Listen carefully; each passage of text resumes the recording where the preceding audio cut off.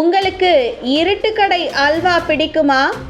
ரொம்ப எச்சரிக்கையா இருங்க, இந்த வீடியோ உங்களுக்கு தான். அறுசுவை உணவுகளில் அனைவருக்கும் மிகவும் பிடித்தமான சுவை இனிப்பு. அந்த இனிப்பு கொண்டு எந்த உணவுப் பொருளும் அனைவருக்கும் பிடித்தமான ஒன்றாக இருக்கும். அப்படி பிடித்த இனிப்பு பொருட்களில் ஒரு வகை இனிப்பு தான் அல்வா. அல்வா என்றாலே பலரது நாக்கில் எச்சில் மிதக்கும். அதை சாப்பிடுவதற்கு எந்த நேரமும் காலமும் தேவையில்லை. சூடாக கொடுக்கப்படும் அல்வாவை பார்த்து ஓடி சென்று அனைவரும் வாங்குவார்கள். அப்படி அல்வாவுக்கே மிகவும் ஃபேமஸான திருநெல்வேலி அல்வா என்பது எல்லோரோடும் விரும்பி உண்ணப்படுவது. நமக்கு தெரிந்தவர்கள், நண்பர்கள், உறவினர்கள் என யாரேனும் திருநெல்வேலிக்கு சென்றால் நிச்சயமா எனக்கு அல்வா வாங்கிட்டு வரணும் என்று கூறுவதை மறக்க மாட்டார்கள். அதே போன்று திருநெல்வேலியில் இருந்து திரும்பிய பிறகு எப்பொழுது வந்தாய் என்று கூட கேட்க மாட்டார்கள், அல்வா எங்கே என்றுதான் கேட்பார்கள். அந்த அளவிற்கு திருநெல்வேலி அல்வா தமிழக மக்களின் நாவை அடிமையாக்கி உள்ளது.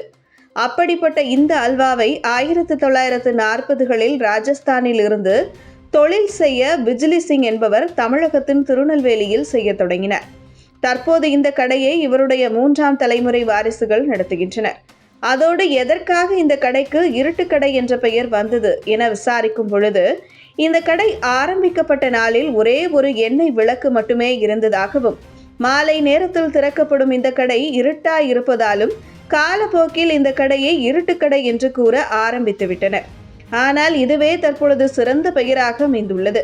மேலும் இந்த இருட்டுக்கடை அல்வாவிற்கு என்று தனிச்சுவை வருவதற்கு காரணமாக இவர்கள் கோதுமையை இயந்திரத்தில் அரைக்காமல் கையால் அரைத்து அதில் தாமிரபரணி ஆற்றின் தண்ணீரையும் சேர்ப்பதால் இந்த அல்வாவிற்கு தனிச்சுவை தருவதாகவும் கூறுகின்றனர். மேலும் இயந்திரம் பயன்படுத்தப்படாமல் கைகளால் தான் அல்வாவை கிண்டுகிறார்கள் என்பதால் ஒரு நாளிற்கு குறிப்பிட்ட அளவு அல்வாவை மட்டுமே இவர்கள் தயார் செய்வதாக கூறப்படுகிறது. தற்போது இவர்கள் இந்த வியாபாரத்தை ஆன்லைன் முறையிலும் எடுத்து சென்றுள்ளனர்.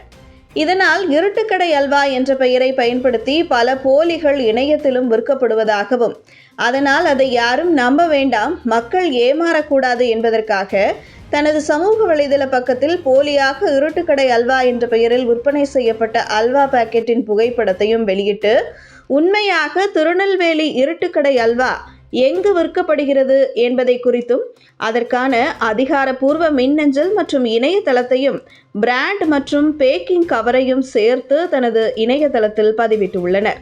முன்னதாக சென்னை மற்றும் தமிழகத்தின் தென் மாவட்டங்கள் மழையால் பெரும் பாதிப்பை சந்தித்திருந்த பொழுதும் திருநெல்வேலியின் இருட்டுக்கடை அல்வா நிறுவனம் தாங்களாக முன்வந்து மக்களுக்கு தேவையான உணவுகளை தாங்களே சமைத்து கொடுத்து வந்தனர்.